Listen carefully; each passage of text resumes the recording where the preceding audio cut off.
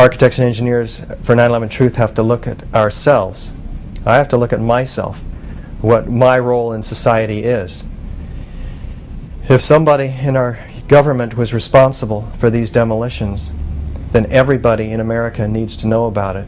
And I've dedicated my life, therefore, to waking up everybody to the truth of the science of these demolitions.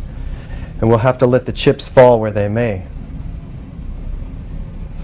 You talk about turning your life upside down. I mean, is it bittersweet? Has it opened up a lot of new horizons, or from the life you had before? Now you're this national figure out there waking up so many people. Or overall, are you glad you woke up, or just other thoughts on it? I'd much rather be where I was, but you can't go back. Why can't you go back? Some people just decide to rationalize and lie to themselves and say, no, the moon's made of cheese, George Bush is a good Christian conservative, and there's no government terrorist in history, and there's no false flag attacks, and mom and apple pie, and America can do no wrong, and hey, buildings just blow up and turn into dust and fly all over the city from little fires. Why can't you just believe the fairy tale like other people? They can. They believe Saddam had WMDs. They believe Shiites are Sunnis out there. The general public does.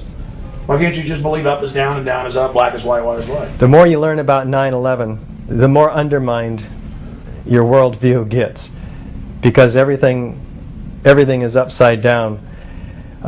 Relationships are changed. The world doesn't look like a safe place to bring up my son. I'm not able to go about life normally anymore. I have a job. I'll keep my job. But everything I do after that job is dedicated to waking up the American people to the truth about these demolitions, and we'll let the chips fall where they may. First, we start with the architects and engineers, because they have the necessary credibility to turn heads in the halls of Congress.